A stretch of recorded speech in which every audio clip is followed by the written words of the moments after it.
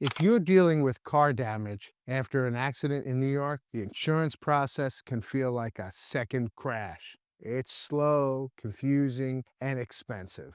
I'm Bert Harrison, a New York lawyer, and in this video, I'm going to give you 3 essential tips to help you settle your property damage claim quickly, fairly, and with minimal stress. I'm not going to tell you there's not going to be any stress, but we're trying to minimize that and trying to get your property damage resolved, including what New York law actually requires and how to protect yourself when insurance companies start playing games and pulling all their nonsense and trying to shortchange you, let's just say. Because if you miss a step, like skipping the police report or using the wrong coverage, you could end up losing money or worse, stuck without a car and no payout. And we know what it's like without a car that you rely on, especially in Long Island. It stinks. It's hard to get around on public transportation. By the end of this talk, you'll know how to document the accident, how to navigate insurance coverage, and how to negotiate a fair settlement for your car's damage. Now, let's go. Let's dive in. Tip 1, document, document, document, document, and report everything immediately. Let me say that again. Document and report everything immediately. All right. The first and perhaps most important tip is to document everything. I know I said it before, but I'll say it again. Document everything. You get in the point and follow all required steps right after the accident.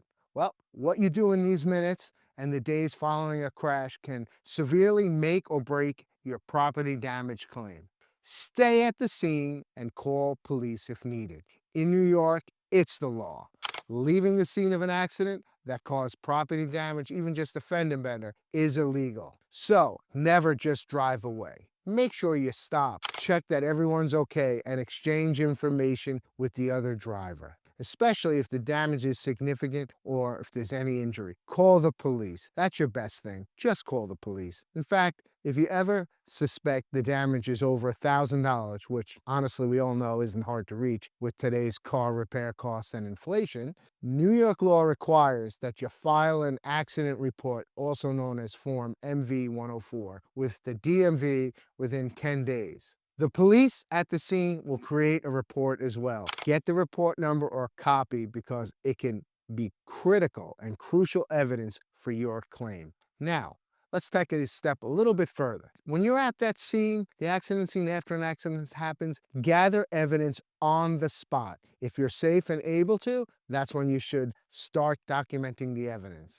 Use your phone to take clear photos of the vehicle damage to both your car and the other car. Take it from all angles. The position of the car, the license plates, and any relevant road conditions, skid marks, traffic signs, you know what I'm saying, all of that, etc. If there are witnesses, politely ask for their contact information as well. All this evidence can become your leverage later. You just don't know what the insurance company and the other driver is going to say. So you need the evidence. Document, document, document. So now, for example, I once had a client whose car was sideswiped. He snapped pictures of the other car's tire marks and the scrape on his vehicle. When the other driver's insurance later called us to argue the damage wasn't from that accident, those timestamp photos shut down their argument immediately.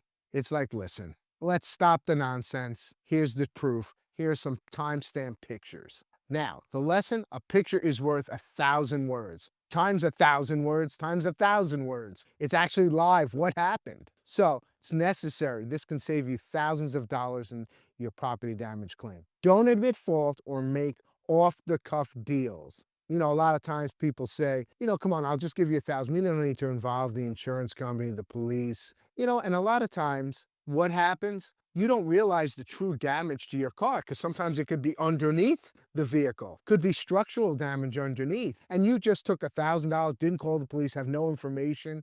Don't do that. Don't just say, I just want to be done with this, because ultimately it's going to come out of your pocket. And you know what? It's tight these days. Why should you pay for something that you didn't cause? You're already inconvenienced enough. So you might be tempted to say, I'm sorry, or assume blame if you think you messed up. Resist that urge. Even a simple apology can be twisted as an admission of liability. New York State as we know, is a comparative negligence state. More on that later. So who's at fault and by how much directly affects who pays. So I'm not saying to yell and be a maniac, just be polite, but stick to the facts. Remember, just the facts, nothing else. Don't ad lib, don't ask, don't find out about the person. You know what? This is the time. It's not about being friendly. I'm not saying be mean, but what I am saying is just get the facts, take the pictures, make sure you get the evidence. Similarly, don't agree to any private payments or quick deals at the scene, like I'll pay you cash for the bumper. We don't need to involve the insurance company or the police department. I've seen well-intentioned drivers hurt their cases by doing this. One of my clients felt bad about an accident and told the other driver he'd cover the damage, he'll take care of the out-of-pocket. Later, when the other driver filed the claim anyway, that statement made our defense so much harder. According to expert advice, you should never offer to pay for damages or split costs on the spot. Exchange insurance info and let the insurance process handle it properly. Remember, you have your own insurance. Why should you pay out of pocket? This is what you pay those high premiums for every month, year after year. So, file necessary reports and notify your insurance company. As mentioned, fill out the DMV accident report if required. Also, get a copy of the police report when it's ready. It's often available online or at the precinct, whether it's New York City or Long Island. Usually takes anywhere from 5 to 7 days. Notify your insurance company quickly. Do it within 24 hours after the accident, about the accident, even if you believe the other driver was 100% at fault. In New York, you generally have up to 30 days to notify your insurance company of an accident for no-fault personal injury protection purposes. But for property damage, don't procrastinate either. Early notification will get an adjuster assigned and the ball rolling. At a minimum, reporting the incident protects you. So, now, it also creates an official record that the accident happened, which supports your claim's credibility. Remember, they're judging your credibility. How long did it take you to report the accident? Were you injured? Was there evidence, documented evidence? So, to sum up tip number one, cover the bases with your documentation. What am I saying? CYA, and we know what that means. It builds the foundation of your claim. Follow the legal requirements. Stop, report, exchange info, take pictures, and gather as much evidence as you can. The more solid evidence and paperwork you have, the harder it is for the insurance company to deny your claim or to play the game he said versus she said, driver versus driver. Now, let's not go driver versus driver or he said versus she said. Let's look at the documented evidence and your proof.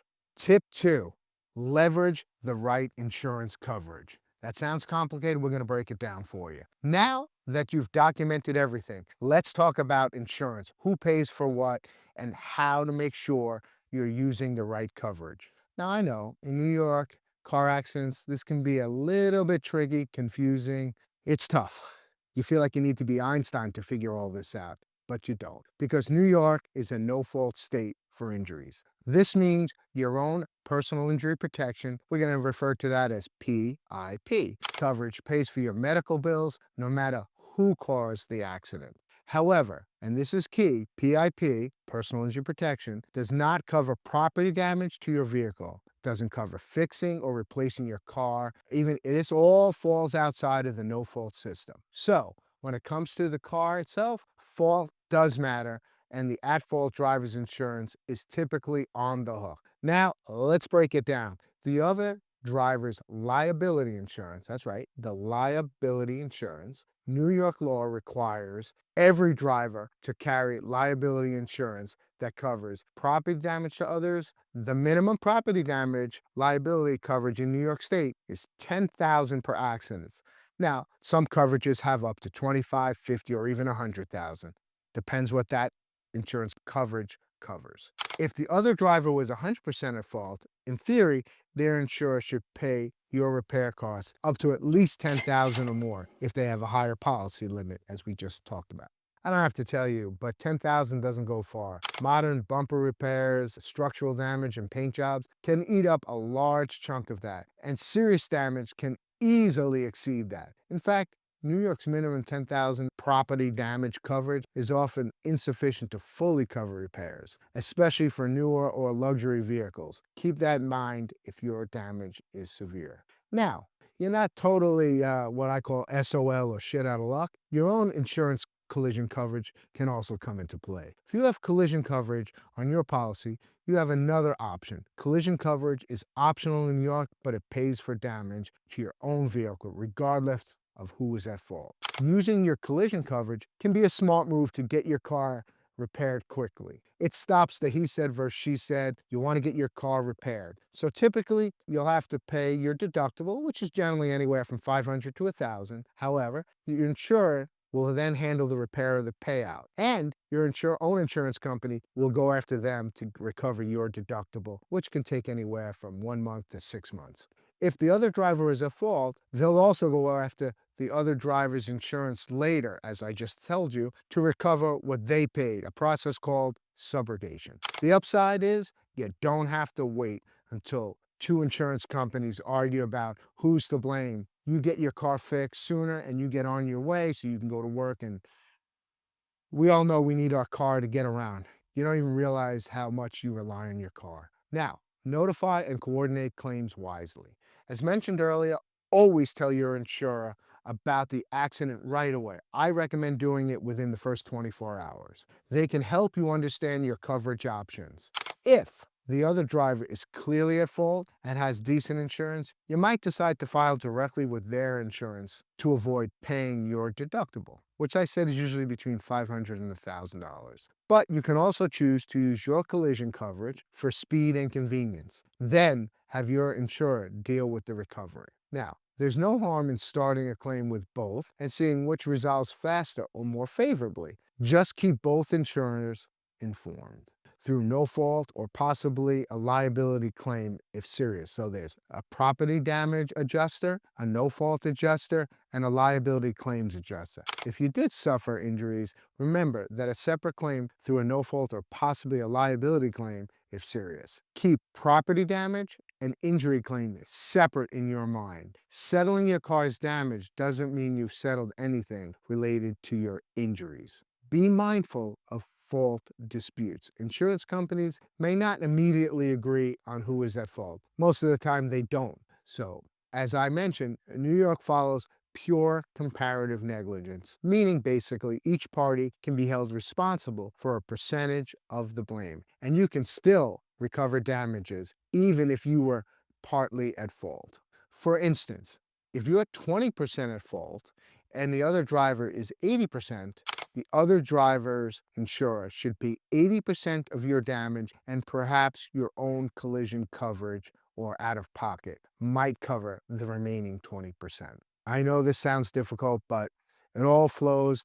There's different adjusters, property damage, claims adjusters, and no fault adjusters. Insurers know this math very well. It's not uncommon for an at-fault driver's insurer to try to argue, hey, you contributed to the accident, even in the seemingly clear situations. You know what they say, it never hurts. You can always try, just to reduce what they have to pay. That's what they do. They try to throw stuff against the wall, hoping it sticks. Like I said, you never know. That's their goal, to pay less, less, less, less, less.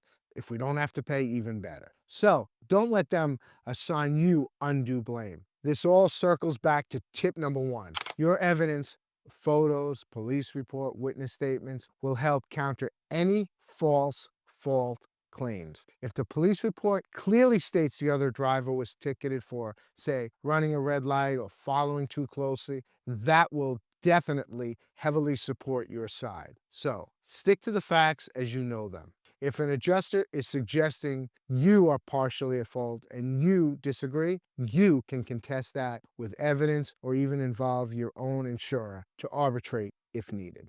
All right, let's go to story time. You know, I like to tell a little few stories. Oh, this is what you do when you've practiced for over 30 years. You have plenty of clients and plenty of stories. I had a client, Michael. He was in a head-on collision on the Smithtown bypass. These types of collisions, they're usually hard to prove. The other driver's insurance adjuster tried to claim that my client Michael was 50% at fault, even though their insured made an illegal left turn, causing the accident. Thankfully, Michael had done everything right. What did he do? Number one, he called the police at the scene. Number two, he obtained a report where the officer noted that the other driver failed to yield the right of way. See, by calling the police officer, getting him down, the officers did their quick investigation and determined that the other driver failed to yield the right of way. He also had a dash cam footage. Hey, great evidence if you have it. When the insurance company started the blame game, oh, our client didn't do this, your client did this, our client told them this. We said, stop the insanity. We provided the dash cam video and the police report. And what do you know? The insanity stopped. That was it. We shut down the whole comparative negligence argument quickly, and the other insurer accepted not 80%, but 100% liability for the car damage. The takeaway, use the coverage available to you and back up your claim with proof so that there's little wiggle room for the insurers to deny it. In summary, tip number 2 is about knowing who should pay for your damage and making use of your insurance wisely. The other driver is clearly at fault. Their liability coverage should cover you, but you have a backup plan, collision or coverage, if they're uninsured or underinsured. Well, we'll talk about that in other subsequent videos. Always loop in your own insurer early on. You're being smart and ensuring you're not the one left holding the bag and paying with your own money to cover the bill for an accident you didn't cause. Tip number 3, negotiate and settle your claims smartly. That's right, smartly. Our final tip is where the rubber meets the road, negotiating the payout for your property damage. Insurance companies, even when they agree to pay, might not so automatically hand over a fair amount. They don't like to just throw out the cash. They like to minimize. Less is more to them, and you have the right to say absolutely not. You often have to advocate for yourself to get what you truly deserve. Here's how to do that smartly. Know the value of your loss. That simply means the cornerstone of any negotiation is knowing what you're actually owed. For your property vehicle damage, New York law follows a pretty standard rule. You're entitled to the lesser of the cost to repair the car or the car's fair market value before the accident. In other words, you can't end up in a better position than you started. So there's no new for old beyond making you whole. If your car can be fixed and the cost is reasonable relative to its value, they should pay for your repair. So, if the car is totaled, repair costs would exceed its pre-accident value. They owe you the pre-accident, what they call fair market value of the car, often what we call actual cash value. So in other words, if it costs more to fix your car than the car's worth, you're going to get what the car's worth, not the cost to fix it. They will determine this by looking at all things like the make, model, year, mileage, and what condition, and seeing what similar cars sell for in your area. So you should do the same. Research, go online, look at prices for your vehicle on used car websites or guides. You have the same ability as they do. Be prepared and be armed. If you kept your car in great shape or have added features, those factors should factor in, especially if you have receipts for things that you've done. Don't hesitate to point out any upgrades, like I just said, with receipts. That could increase the car's value or what's paid back to you. Now, of course, there's the flip side. If your car had prior damage, that could reduce the value. Be prepared for that as well, especially if it's true. Get repair estimates. Don't just get one, get a few. If the car is repairable, you'll usually get an estimate from the insurance adjuster or a shop that they send you to. You do not have to accept just their estimate. If you believe it's too low, you can get a second opinion from a reputable auto body shop. So when you have 2 estimates, you have a better idea of the real cost. You can then negotiate with the adjuster using the higher estimate or asking them to, pepper the gumbo a little bit, put a little more money to have your shop and your appraiser discuss the differences. Remember, you have the right to choose the repair shop. The insurer's job is to pay the reasonable cost of repairs, not to dictate where you go. It's your car,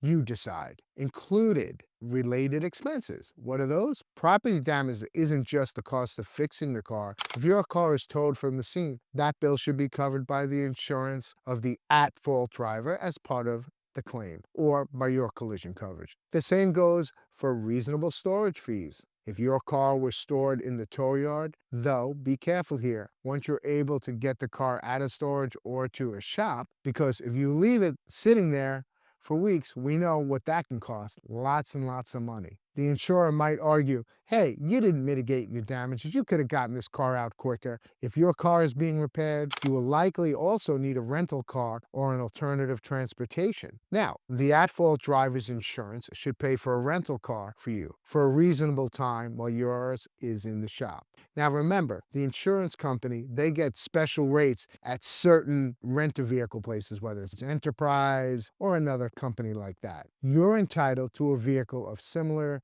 type as your own, within reason. If you drive a van for your business, a tiny two-door coupe as a rental might not suffice. Now, if you have a luxury SUV, you don't necessarily have to accept the cheapest subcompact rental. But remember, they're not going to get you a big luxury SUV either. Something in between. In fact, in one New York case, a court affirmed that a victim was entitled to a rental value of a comparable luxury vehicle while her high-end car was being repaired. The key term is reasonable. You can't go and rent a Lamborghini on their dime if your car that got wrecked, was a 2006 Honda Civic. You know what I'm talking about. It's got to be reasonable. But you should get something comparable to keep you on the road. I had a client, her name was Ashley. She had a nice luxury vehicle that was damaged in an accident. And that at-fault parties insurer initially only agreed to cover a basic model rental vehicle. She had a BMW and they wanted to give her a Corolla. But we demonstrated why the client should be entitled to a comparable luxury vehicle. After some back and forth, they agreed to cover a comparable, close to it, luxury rental vehicle. It's about the loss of use of your property. Insurers might not volunteer that, but it's a legal right you have. Negotiate with evidence and keep it professional. Don't get angry, take a deep breath, and remember, you get more with honey than vinegar. When you get an offer from the insurance company, review it critically. If it seems low, don't hesitate to question it. This is where all your prep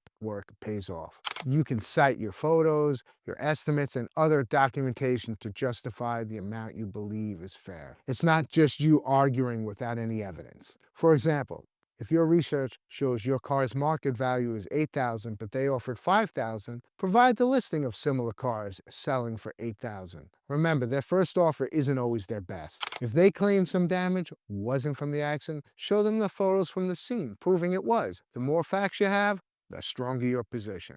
It's often useful to do this in writing. Email is fine, so you have a record for your communication. Always, always stay polite and professional in all communications. Remember, the person on the other end is just doing their job. But part of your job now is to advocate for yourself. Also remember, all these adjusters, they have 200-300 claims. Yours isn't the only one. Make it easier on them. Give them the pictures, the proof, and the estimate. So, know when to escalate. Sometimes, despite your best efforts, you hit a stalemate with the adjuster. And that happens more often than not. Maybe they don't budge above a certain number. That still feels unfair. At this point, you have a few options. Ask for a supervisor or claims manager to review the dispute, a more senior person. A fresh set of eyes higher up on the chain can sometimes result in a better offer. You can also mention, without being threatening, that you know your rights under New York law and be prepared to take further action if needed. So, further action, what does that mean?